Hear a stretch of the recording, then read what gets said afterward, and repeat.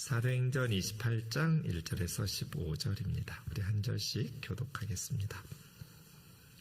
우리가 구조된 후에 안즉 그 섬은 멜리데라 하더라. 비가 오고 날이 참에 원주민들이 우리에게 특별한 동정을 하여 불을 피워 우리를 다 영접하더라. 바울이 나무 한 묶음을 거두어 불에 넣으니 뜨거움으로 말미암아 독사가 나와 그 손을 물고 있는지라. 원주민들이 이 짐승이 그 손에 매달려 있음을 보고 서로 말하되 진실로 이 사람은 살인한 자로다. 바다에서는 구조를 받았으나 공의가 그를 살지 못하게 함이로다 하더니 바울이 그 짐승을 불에 떨어버림에 조금도 상함이 없더라. 그들은 그가 붙든지 혹은 갑자기 쓰러져 죽을 줄로 기다렸다가 오래 기다려도 그에게 아무 이상이 없음을 보고 돌이켜 생각하여 말하되 그를 신이라 하더라. 이 섬에서 가장 높은 사람 보블리오라 하는 이가 그 근처에 토지가 있는지라. 그가 우리를 영접하여 사흘이나 친절히 머물게 하더니 보블리오의 부친이 열병과 이질에 걸려 누워있거늘 바울이 들어가서 기도하고 그에게 안수하여 낫게 하며 이러므로 섬 가운데 다른 병든 사람들이 와서 고침을 받고 후한 예로 우리를 대접하고 떠날 때 우리 쓸 것을 배에 실었더라. 석 달 후에 우리가 그 섬에서 겨울을 난 알렉산드리아 배를 타고 떠나니 그 배의 머리 장식은 디오수구로라. 스라구사에 대고 사흘을 있다가 거기서 둘러가서 레기온에 이르러 하루를 지낸 후 남풍이 일어나므로 이튿날 보디올에 이르러 거기서 형제들을 만나 그들의 청함을 받아 이레를 함께 머무니라. 그래서 우리는 이와 같이 로마로 가니라. 같이요.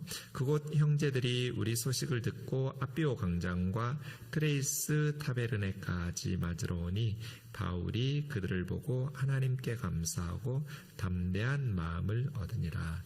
아멘. 사도행전 마지막 장 28장인데요.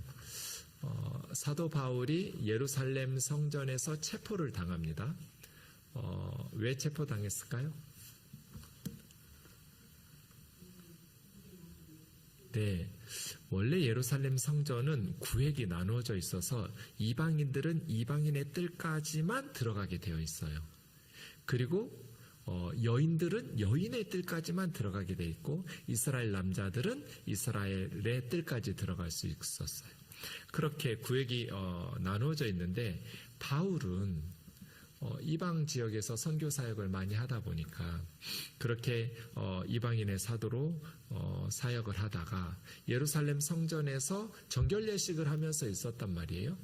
그런데 에베소, 아시아에서 온 사람들이 바울을 성전 안에서 보고 바울을 체포하면서 사람들을 선동한 거예요. 에베소 사람 드로비모하고 함께 있는 것을 시장에서 시내에서 봤거든요. 바울이 그 이방인 에베소 사람 드로비모를 예루살렘 성전의 이방인의 뜰을 벗어나서 이스라엘의 뜰로 데리고 간 게 아니에요.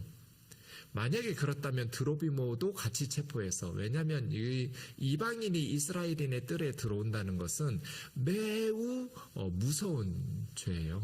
로마 제국에서는 예루살렘 성전의 거룩성을 유지하기 위해서 인정한, 유대교는 로마 제국에서도 인정한 종교거든요. 그러니까 거기에 써붙여놨어요. 이방인의 뜰 아래서 유대인의 뜰로 넘어오지 못하도록 이방인은 여기까지만. 만약에 이 경고를 무시하고 이방인이 이스라엘의 뜰로 들어오면 우리가 그 사람을 죽여도 죄가 없다. 죽어도 책임 못 져. 이런 식으로 경고문을 아주 크게 라틴어로 헬라말로 다 써붙여놔서 한 1.4m가량의 높이의 벽을 막아놨어요. 이방인들은 이스라엘인의 뜰로 들어오지 못하도록. 그런데 이방인을 바울이 데리고 이 이스라엘인의 성전 뜰에 데리고 들어와서 이 성전을 모독하고 이 성전을 더럽혔다. 이렇게 한 거예요. 바울은 그런 적이 없어요. 그랬다면 드로비모를 체포해야 되는데 드로비모는 체포당한 적도 없어요. 그냥 시내에서 에베소에서 온 사람들이 자기 에베소 출신 드로비모라는 사람과 바울이 함께 있는 모습을 보고 그게 어떻게 논리적 비약이죠. 시내에서 바울은 같이 있을 수 있죠. 거기서는 누구라도 같이 있을 수 있어요. 그런데 같이 있었던 이방인 형제를 예루살렘 성전에 그러한 유대인들의 심기를 불편하게 하려고 이방인을 율법과 그들의 구전을 무시하면서 이스라엘인의 뜰로 데리고 올 리가 없잖아요. 그렇게 체포당했어요. 말도 안 되는 이유를 가지고. 그래서 예루살렘에서 그냥 막 군중 심리를 이렇게 선동을 하면서 이용해서 바울에게 엄청난 구타를 가했어요. 아마 천부장 루시오가 조금만 늦게 개입했으면 그때 바울은 맞아 죽었을지도 몰라요. 왜냐하면 바울이 자기 발로 걸어가지를 못해요. 두 군사에 의해서 들려서 안토니오 요새로 옮겨지거든요. 얼마나 사람들이 심하게 그 짧은 시간에 바울을 구타했는지 엄청난 심각한 폭행을 가한 거죠. 그렇게 해서 안토니오 요새로 갔다가 이제 총독부가 있는 가이사라 총독부로 갑니다. 그 가이사라 감옥에서 몇 년 동안 있었어요? 2년 동안 있었어요. 그때 총독이 누구였어요? 처음 총독? 벨릭스였죠. 네. 벨릭스라는 총독이 계속해서 뇌물을 요구하는데 바울이 뇌물을 주지도 않고, 또 유대인들은 바울을 유죄 판결을 내려서 사형시키거나 이러기를 기대하고 있는데 아무리 따져봐도 바울은 죄가 없단 말이에요.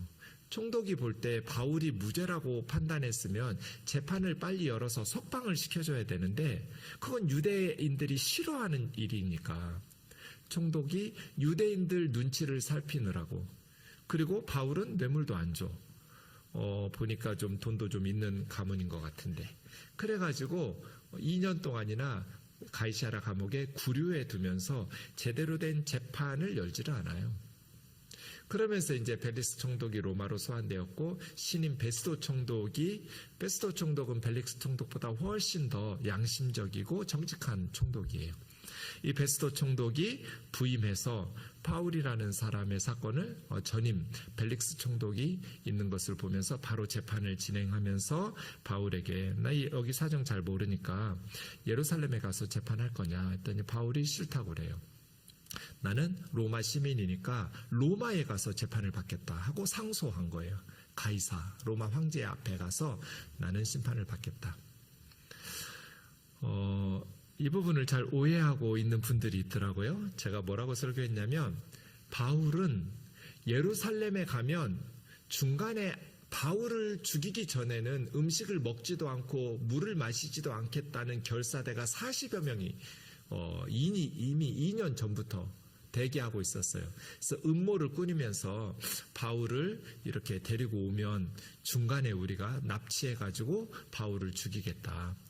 바울이 죽기 전에는 우리는 먹지도 않고 마시지도 않겠다. 이렇게 다짐하는 결사대들이 있었거든요. 이러한 음모들을 가지고 있었기 때문에 바울이 예루살렘에 가면 제대로 된 재판이 이루어지면 바울은 그냥 무죄 석방돼야죠. 그런데 바울이 무죄로 석방될 가능성이 없어요. 예루살렘의 종교 지도자들은 예수님을 불의하게 죽였던 것처럼 바울도 그냥 무의미한 죽임을 당할 뿐이에요. 예루살렘에 가면. 그래서 예루살렘으로 재판을 가지 않고 나 로마에 가서 로마에서 로마 사람들 앞에서 내 죄 문제를 재판을 받겠다라고 상소한 거예요. 두 가지 측면이 다 있어요. 예수님의 죽음도 그렇죠. 예수님의 죽음은 영적으로 보면 우리의 죄를 위한 대속적인 죽음이죠. 그렇다고 해서 우리의 죄를 위한 대속적인 죽음을 죽으셔야 하기에 예수님이 십자가에서 죽으실 때 가룟 유다의 배신과 가룟 유다의 죄, 그리고 유대 종교 지도자들, 대제사장들과 서기관들과 바리새인들과 산헤드린 공회의 죄가 없는 건 아니에요.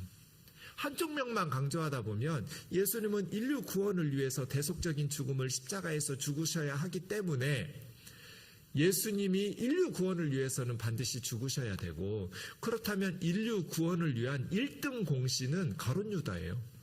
유대 종교 지도자들이고 인류 구원을 위해서 예수님은 죽으셔야 되고 그렇게 죽으시는데 공헌을 한 의도하지 않았겠지만 가룟 유다와 유대 종교 지도자들은 상을 줘야 하지 않나? 이렇게 말할 수는 없잖아요. 한편으로는 영적으로는 예수님은 인류 구원을 위해서 십자가에서 죽으셔야 하지만 그 과정에 이르는 모든 불의한 재판, 사내들인 공회와 가야바 대제사장이 한 사람이 죽어서 모든 백성이 죽지 않는 게 낫지 하는 이런 불의한 판단들, 이러한 것들은 당연히 정죄받아서 하나님의 심판을 받아야겠죠. 이 두 가지 측면이 다 있는 거죠. 바울에게도 마찬가지예요. 바울은 예루살렘에서 죽으면 안 돼요. 주님께서 이미 성령으로 말씀하셨어요. 로마에 가야 된다고. 가이사 앞에서 네가 나를 증언하게 될 거라고. 영적인 측면으로 바울은 로마로 가야 되니까 나는 예루살렘에서 재판받지 않고 쇠사슬에 묶여 죄수의 신분으로 재판정에 가서라도 로마로 가겠다. 이런 하나의 측면이 있고요. 또 하나의 측면은 뭐예요? 예수님의 예에서처럼 바울은 예루살렘에 가면 그건 무의미한 죽음이 돼요. 예루살렘에는 공의로운 재판이 불가능해요. 예수님을 죽였던 타락한 유대 종교 지도자들, 사내들인 공회원들처럼 바울도 그렇게 할 거거든요. 그러니 바울은 예루살렘에 갈 이유가 없어요. 가서는 안 되는 것이죠. 그들의 죄에 대해서는 또 하나님의 심판을 받아야겠죠. 그래서 가이사랴에서 2년 만에 베스도 총독이 부임한 직후에 이제 로마로 압송되어 가게 된 거예요. 로마로 배를 타고 가는데 배 3개의 배를 타요. 죄수들 전용 배는 없어요. 그냥 대부분 무역선의 배들을 타고 이렇게 올라가는 거죠. 가이사랴에서 시돈 북쪽으로 올라가서 사실은 지중해를 가로질러서 가면 좋은데 바람 때문에 그렇게 지름길로 지중해를 가로질러서 갈 수 있는 상황은 아니었어요. 바람을 피해서 이렇게 해안가로 해서 위로 올라가요. 위로 올라가서 크레타 그레데 섬에 이렇게 도착해요. 사실은 11월에서부터 2월 중순까지는 겨울이기 때문에 지중해의 항해 금지 기간이에요. 이때는 위험해요. 그래서 바울은 이 그레데에서 겨울을 지내려고 했는데 이 배가 도착한 것보다는 조금만 더 그레데 같은 섬 안에서 미항 쪽으로 조금만 더 움직이면 겨울 3개월이나 보내야 되니까 겨울을 보내기가 훨씬 더 좋을 것 같은 거예요. 근데 바울이 판단할 때는 이미 지금은 바울은 이 지중해에서 10여 년 동안 선교를 다니면서 엄청나게 그 지역에 잘 알고 있는 사람이잖아요. 근데 선주와 선장이 아니라고 항해 조금만 더 하자고, 조금만 더 가면 겨울 보내기 좋은 편안한 도시가 나온다. 의견이 갈렸어요. 그러면 백부장 율리오의 입장에서는 누구 말을 듣겠어요? 선교사 바울의 말을 듣고 그냥 여기서 3개월 지내자 겨울을, 이 말을 듣겠어요? 아니면 선장과 선주의 말을 듣겠어요? 선장 말 듣겠죠. 바울이 아무리 선교를 그 지역을 많이 다닌다 할지라도 선장보다는 많이 다니지는 않았을 테니까요. 그래서 선장의 말을 듣고 크레타 섬에서 조금만 더 가자. 그러면 겨울 보내기에 좋은 도시가 나온다 하고 미항 쪽으로 서북쪽으로 올라가다가 갑자기 광풍을 만나요. 유로굴로라는. 그래서 배를 컨트롤할 수 없었어요. 배가 난파당한 거예요. 그래서 이제 지중해에서 그냥 떠내려가는 대로, 바람이 몰아가는 대로, 그래서 배에 탄 사람들이 257명이 다 이제 우린 죽었다. 배에 있는 모든 짐이나 곡물, 무역하는 그런 짐들은 다 버렸어요. 배를 가볍게 하려고. 그래도 어떻게 할 방법이 없었어요. 그렇게 떠밀려 온데 멜리데, 지금 몰타라는 섬이에요. 멜리데라는 몰타 섬에 도착한 거예요. 난파당한 배가. 그럼 지도에서 보듯이 이 몰타 멜리데 섬은 로마 바로 남쪽이에요. 우리나라로 하면 제주도 같은 데예요. 바로 위로 올라가면 이제 로마가 나오죠. 어떻게 그냥 배가 난파당해 가지고 떠밀려 왔는데 이 멜리데 몰타 섬에 도착하게 된 거예요. 한 사람도 죽지 않고. 지중해가 난리가 났어요. 지중해가 난리가 난 때 성경에 2번 있어요. 한 번은 요나 선지자 때 지중해가 난리가 났어요. 그죠? 하나님께서 요나 선지자한테 어디로 가라고 그랬어요? 니느웨로 가라고 그랬어요. 니느웨는 어느 나라의 수도예요? 아수르의 수도예요. 아수르가 어느 나라예요? 북이스라엘을 멸망시킨 나라예요. 그러니까 요나 선지자는 아수르에 가서 하나님 말씀을 전하면 아수르 사람들이 회개하고 또 하나님은 오래 참으시고 노하기를 더디하시는 선하신 분이니까 이방인 아수르 사람들이 내 말 듣고 회개하고 그들의 죄를 뉘우치면 하나님께서 그들을 용서해 주실 거라고 생각해서 니느웨로 가지 않고 어디로 갔어요? 배를 타고 다시스는 스페인이에요. 그러니까 동북쪽으로 가라고 그랬는데 하나님께서 요나는 지중해를 타고 서쪽으로 가는 것이죠. 그래서 지중해가 난리가 나서 요나 선지자 때문에 그 배에 있는 선원들이 다 많은 손실을 입었죠. 또 한 번 이 바울 때예요. 이때는 전혀 상황이 다르죠. 가지 말자고 바울이 권면했는데 그냥 선장과 선주의 말을 듣고 움직이다가 배가 지중해에서 유라굴로라는 광풍을 만나서 이제 난파당했어요. 그때 이제 다 죽었다 하고 있는데 주님께서 말씀하셨어요. 바울에게 걱정하지 말라고. 너가 가이사 앞에 서야 하기 때문에 한 사람도 죽지 않을 거라고. 이 뱃사람들이. 그래서 바울이 백부장에게 이야기하고 아주 지혜롭게 말해서 안전하게. 그래서 한 사람 요나 선지자는 그 선지자 때문에 선원들이 위기를 처했고 또 한 사람 사도 바울은 이 한 사람 사도 바울 때문에 선원들이 구원을 받게 되었어요.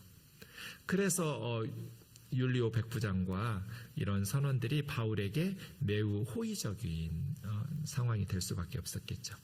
그래서 멜리데에서 11월 중순부터 2월 중순까지 3개월 겨울을 보내게 된 거예요. 1절 보면 우리가 구조된 후에 안즉 그 섬이 멜리데라 하더라. 몰타 섬인데요. 2절에 보시면 비가 오고 날이 참해 겨울이었어요. 원주민들이 우리에게 특별한 동정. 섬 사람들이 참 친절을 베푼 거죠. 이렇게 죽을 뻔한 상황에서 구사일생한 모든 걸 다 잃어버리고 지금 비까지 내려가지고 날은 찬데 이러한 상황에 있는 그러한 상황에서 원주민들이 우리에게 특별한 동정을 하여 불을 피워 우리를 다 영접하더라. 다음 화면 바로 넘겨주세요. 3절. 안 넘어가는군요. 네. 그럴 수도 있죠. 여러분 성경 보세요. 그래서 이제 추우니까 불을 피워서 다 영접하는데 3절 보시면 바울이 나무 한 묶음을 거두어 불에 넣으니 뜨거움으로 말미암아 독사가 나와 그 손을 물고 있는지라. 네. 전 이 모습 그냥 스쳐 지나갈 수 있는 모습인데 저는 좀 예사롭지 않게 보여지는 장면들이 이런 부분들이에요. 왜냐하면 이제 제가 목회하다 보면 이런 상황들 맞이하거든요. 그냥 대접 받을 때가 있어요, 목사가. 그때 바울처럼 해야 되는 거예요, 여러분. 3절에 보면 바울이 나무 한 묶음을 거두어 불에 넣으니 이건 뭐예요? 자기 때문에 살아났다고 해서 혹은 자기가 선교사고 사도라고 해서 앉아서 대접받기만 하지 않았다는 뜻이에요. 자기가 해야 될 역할을 수행한 거예요. 바울은.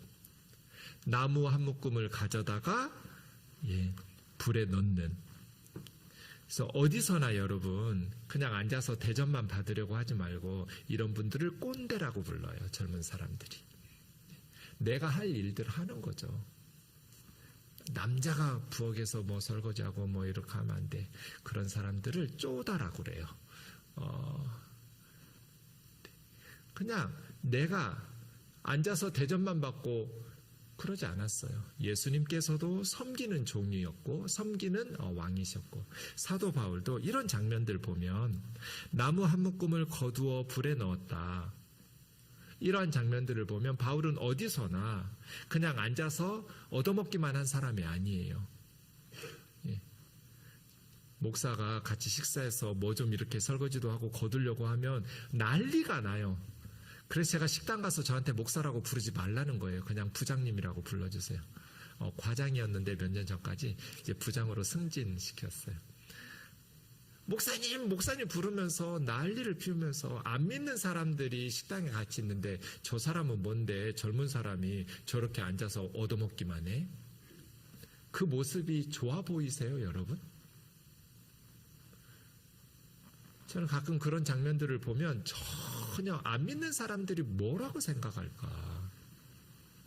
예수님께서는 너희는 섬기는 자가 되라고, 젊은 사람처럼 되라고 주님 그러셨잖아요. 젊은이처럼 되라는 건 뭐예요? 딱 눈치 보면서 내가 나이가 제일 어리다 싶으면 일어나서 물 들어가잖아요. 섬기는 자가 되라는 뜻이잖아요. 제자들에게도 주님은 계속 십자가 전날 최후의 만찬 석상까지, 그래서 여러분이 사장이든지 뭐 목사든지 장로든지 권사든지 나이가 많든지 적든지 항상 우리는 그냥 앉아서 대접받은 것을 당연하게 여기지 말고 내가 할 수 있는 작은 봉사로 같이 서로 큰 도움이 되어서 가기보다는 그렇게 서로 하는 마음이 고맙잖아요. 그냥 계속 나는 섬기기만 하는 사람이야 라고 생각하면 너무나 그냥 마음이 불편하잖아요. 섬기면서도. 카페 사장님들 단톡방이 있대요. 카페 사장님들 단톡방에서 여러 가지 대화들을 서로 나누는데 카페 사장님들이 제일 싫어하는 손님이 누굴까요? 카페 사장님이 싫어하는 손님이 어디 있어요? 자기 카페 와서 돈 벌게 해주는데, 그죠? 근데 싫어하는, 진짜 저분들이 오면 그냥 카페 문을 닫고 싶은 생각이 드는 교회 권사님들이래요. 왜 그럴까요? 왜 돈을 벌게 해주는데 교회 권사님들이 카페에 몰려오는 걸 카페 사장님들은 싫어할까요? 너무 무례하니까. 너무나 시끄럽게 떠들고 10명이 와가지고 우리 5개만 커피 시켜도 되죠? 종이컵 주세요 해가지고 나눠 먹고 또 싸달라고 그러고, 그 권사님들을 진상 고객이라고. 너무 무례해요, 그리스도인들이. 우리는 교회에서만 성도가 아니라 카페에서도 성도여야죠. 교회에서만 예배자가 아니라 식당에서도 예배자여야죠. 우리가 가는 곳마다 그리스도가 드러나야 된단 말이에요. 우리는 그리스도의 몸이잖아요. 그리스도의 몸인 교회와 성도인 우리는 어디를 가든지 그리스도의 제자답게 살아야죠. 다른 손님들 있으면 조용히 하고 매상을 올려주고 또 맛있는 거 있으면 직원들도 좀 나눠주고, 계속 별일로 가면서 불러대가지고 그 바쁜데 괴롭히지 말고. 그러면 카페 사장님들이 얼마나 좋아하겠어요.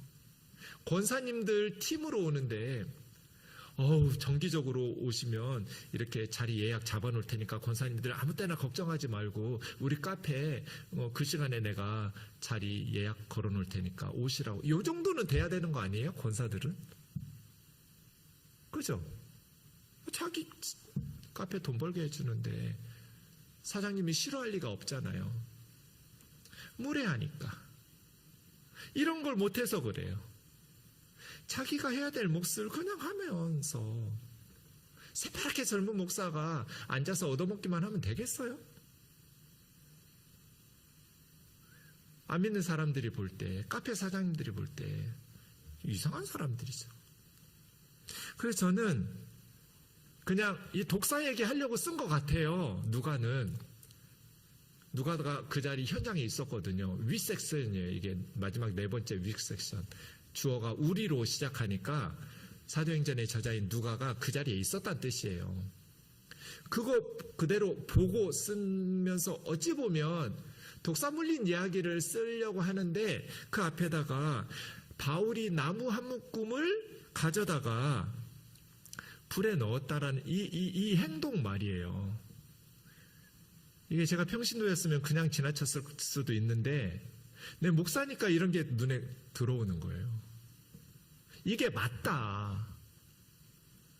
나이가 많든지 적든지 지위가 높든지 낮든지 자기의 몫을 해라.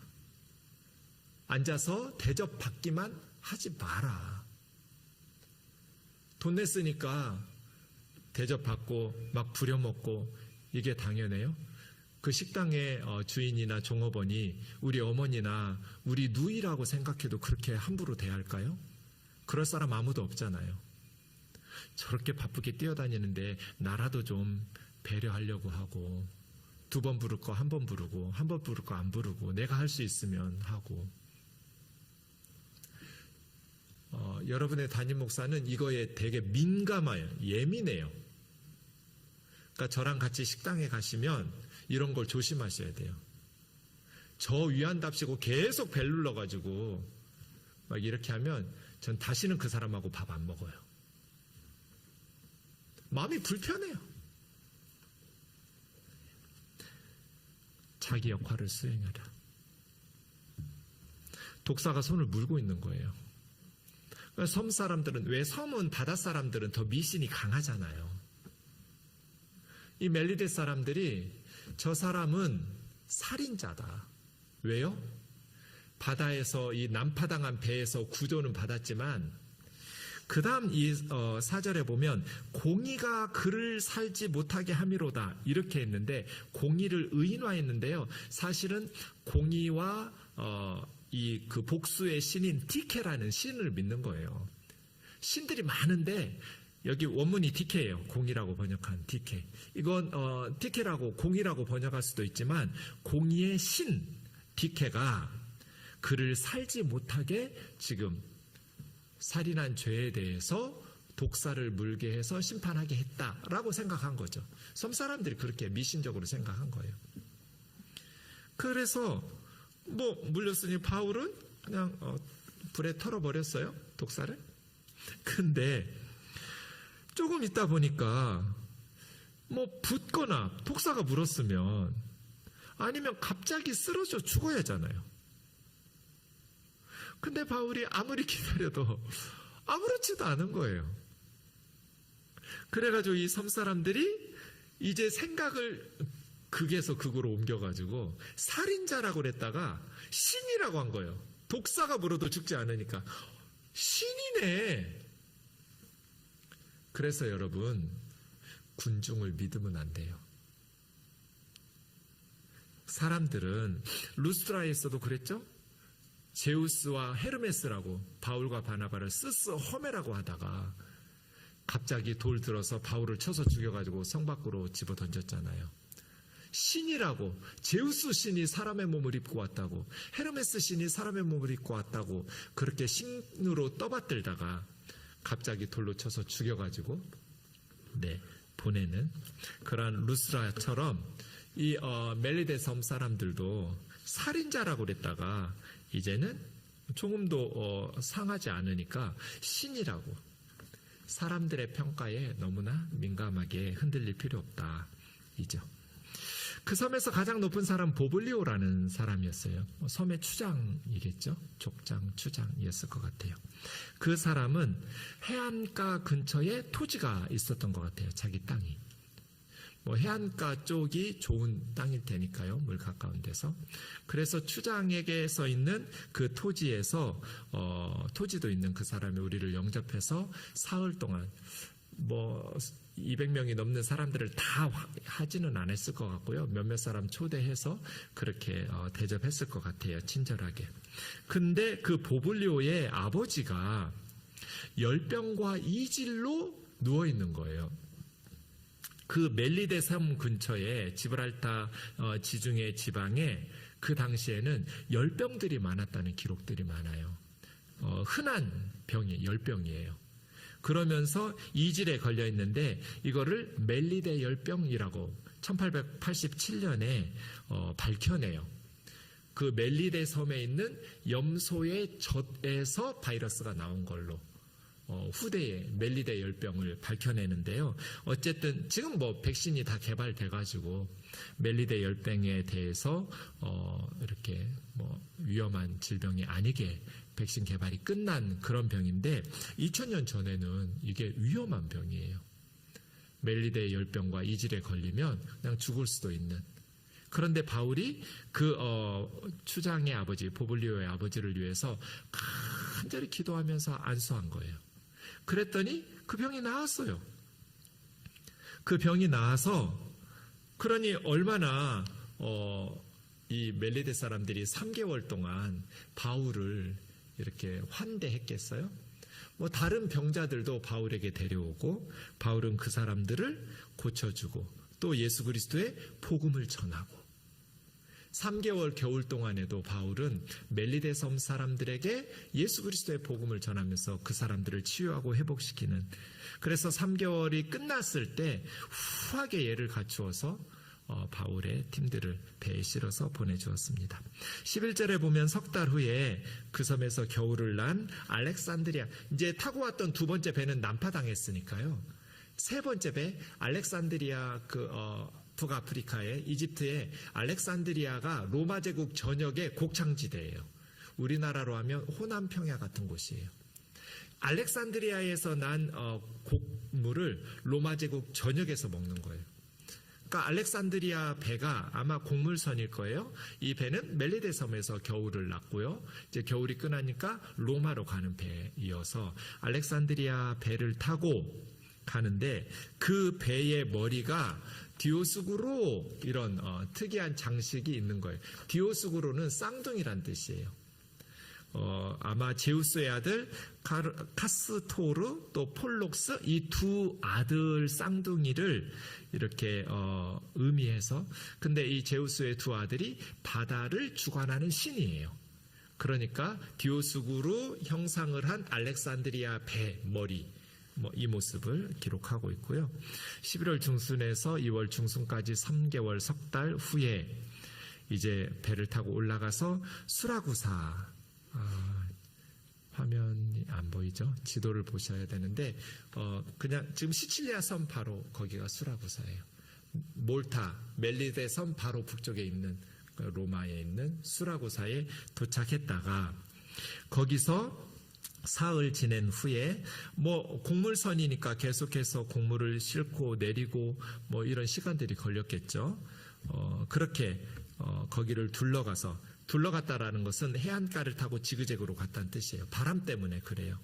레기온에 이르러 하루를 지낸 후 남풍이 일어남으로 이튿날 보디올에 이르러, 여러분 지금 이제 남쪽에서 북쪽으로 올라가잖아요. 배가 로마 쪽으로. 남쪽에서 남풍이 불어주면 배는 너무 좋죠. 그래서 이 레기온에서 보디올까지 320km거든요. 부산 가까이 가야 돼요. 서울에서. 그렇게 먼 거리인데 이튿날 도착해버려요. 남풍이 불어가지고. 하루 만에 그냥 300km가 넘는 그 길을 이 알렉산드리아 배가 올라가서 보디올에 이르러 그 보디올에서 형제들을 만나 형제들의 초대를 받고 일주일간 함께 머물는, 아마 이제 보디올에서 또 곡물 내리고 물건 싣고 알렉산드리아 배는 일주일 정도의 정박했겠죠. 그 동안에 이제 로마에 있는 교회 형제들이 바울 소식을 듣고 와서 바울을 데리고 가서 이제 간수나 이러한 감시했겠죠. 당연히 도망가지 못하도록 죄수 바울이.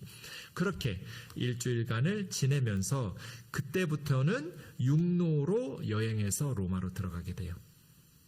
그곳에서 다시 형제들이 우리 소식을 듣고 아비오 광장, 이제 로마 남동 한 70km까지 아비오 광장이 온 거예요. 여기서부터 아피아 가도라고 해서 로마까지 고속도로가 뚫려 있어요. 아비오 광장 지나 트레이스 타베르네, 트레이스라는 말은 삶이라는 뜻이고요. 타베르라는 말은 여관이라는 뜻이에요. 아마 유명한 여관 3개가 있었나 봐요. 그래서 옛날 한글 성경에는 삼관 이렇게 번역했었어요. 3개의 여관. 네, 지금은 이제 직역했는데요. 트레이스 타베르네까지 마드로 와서 여기는 이제 아비아 광장에서 다시 북쪽으로 20km 더 간 거예요. 로마에서 50km 떨어져 있는 그 지역까지 오니 바울이 그들을 보고 하나님께 감사하고 담대한 마음을 얻으니라. 이렇게 드디어 그렇게 바라던 로마에 바울이 도착하게 됐습니다. 로마서 1장 13절 말씀에 보면 형제들아 내가 여러 번 너희에게 가고자 한 것을 너희가 모르기를 원하지 아니하노니, 이런 표현이 있습니다. 바울은 로마에 여러 번 가려고 했는데 그때마다 고린도 교회에 문제가 터지고 갈라디아 교회에서 문제가 터지고 에베소에서 문제가 터지고 참 많은 어려움들이 있어가지고 로마로 갈 수가 없었어요. 바울이 왜 로마 교회에 가기를 원했냐면 이제 로마 제국 동쪽 지역의 선교가 마무리되니까 로마 교회에서 로마 제국 서쪽 지역에 파송해 주기를 기대하고 로마서를 쓴 거예요. 3차 선교여행 끝나는 57년 가을에 자기는 예루살렘에 가면서 로마로 편지 한 통 보는 게 로마서거든요. 이때 바울의 나이 60, 평균 수명을 훨씬 넘었어요. 당시에 평균 수명이 50이 안 됐다고 그래요. 오래 살면 50살, 좀 넘고 요 정도인데 이미 바울은 그 나이를 넘었거든요. 그런데도 불구하고 바울은 나는 여러 번 너희에게 가기를 원했다. 왜? 너희와 교제해서 이제 로마 제국 서바나까지 서쪽에 복음을 전하기를 원한다. 제가 주중에도 안병규 선교사님하고 통화했는데 지금 여러 지역들 이렇게 다니고 계시더라고요. 75세예요. 목사님, 아브라함도 75세에 하란에서 가나안으로 왔잖아요. 저도 75세지만 새로운 선교지로 개척, 지금 여기는 이제 너무나 많은 열매들이 있고 많은 사역자들이 있으니 나는 다시 개척지로 가고 싶다고. 그래서 제가 아브라함은 175살까지 살았으니까 선교사님도 175살까지 살아야 된다고. 너무 존경스러워요. 바울 같은 분이에요. 이제 80을 향해 가는데 선교사가 좀 안전하고 편안한 곳에서 현지 지도자들 지금처럼 양육하면서 하셔도 되잖아요. 근데 새로운 개척지를 향해서 선교하겠다고 고생길을 시작하는 거예요. 사도 바울이 왜 이렇게 로마에 오기를 원했어요? 복음을 전하기 위해서예요. 로마에도 복음을 전하고 로마 제국 서쪽 지역에도 복음을 전하기를 원했어요. 우리는 어떠한 소망을 가지고 살아가고 있는가? 주님은 이미 바울에게 예루살렘에서처럼 로마에서도 나를 증언할 것이라고, 증언해야 할 거라고 그렇게 이미 말씀하셔서 바울은 주님의 말씀처럼 로마로 오죠. 사랑하는 자매 형제 여러분, 우리의 평생에 하나님이 주신 사명을 감당하고 하나님께서 우리에게 맡겨주신 이 복음 전도의 사명을 신실하게 감당한 후에 주님 앞에 갔으면 좋겠어요. 아무것도 못 가져가잖아요. 여러분이 일구신 것 다 세상에 놓고 가야 돼요. 수의에는 주머니가 없어요. 가져가지 못하기 때문에 수의에는 주머니가 없는 거예요. 다 놓고 가요. 근데 천국에 가져갈 수 있는 게 딱 한 가지 있어요. 전도한 사람들 데려갈 수 있어요. 세상의 모든 것 다 놓고 가는데 천국에 가지고 가는 것 하나가 있어요. 우리가 예수 그리스도의 복음으로 전도한 사람들. 주님의 말씀 중에 그런 구절 있잖아요. 불의한 재물을 팔아서 사람 친구를 삼으라고. 그러면 영주할 처소에서 그들이 너희를 환영할 거라고. 이 세상에는 영원히 거주할, 영주할 곳이 없어요. 우리 성도들이 영원히 살아갈 곳은 천국이에요. 돈에 중심을 둔 인생을 살지 말고, 불의한 재물에 목숨 걸지 말고, 재물로 사람 친구를 삼으라고. 그러면 그들이 영원히 거주할 천국에 너희가 갈 때 너희에게 고맙다고 할 거라고. 여러분, 저와 여러분이 천국에 갔는데 우리에게 정말 고마워요, 집사님. 정말 고마워요, 권사님. 권사님 때문에 내가 이 천국에 올 수 있었어요. 나 전도해줘서 고마워요. 나 기도해줘서 고마워요. 내가 그렇게 싫어했는데, 내가 그렇게 싫은 티 팍팍 내면서 교회 가자고 할 때마다, 예수님 믿자고 할 때마다 그렇게 거절했었는데 나 포기하지 않아줘서 고마워요. 이 천국에 권사님 때문에, 물론 주님의 은혜지만 하늘에 일이 있고 땅에 일이 있다고 그랬잖아요. 영적인 해석이 있고 육적인 해석이 있어요. 동전의 양면처럼 하나님께서 우리에게 주신 이 전도인의 사명, 우리의 노년은 무엇을 꿈꾸는가? 우리가 주님 앞에 섰을 때 주님으로부터 어떤 평가를 받을 것인가? 사도 바울처럼 로마에서도 복음을 증언해야 하리라. 그래서 나는 너희에게 가기를 원한다고. 그렇게 편지로 보았던 바울을 형제들이 오늘 본문에서 만난 거죠. 2년, 3년 만에. 가이사랴 감옥에서 2년, 항해하고 오는데 1년, 3년 걸렸어요. 3년여 만에 드디어 로마서에서 읽었던 바울을 성도들이 만나면서 그 성도들로 인해서 위로를 받았고 담대함을 얻었어요. 이런 동역자들, 함께 위로하면서 담대함을 주는 마음을 가지게 하는 동역자들이 있기를 원합니다.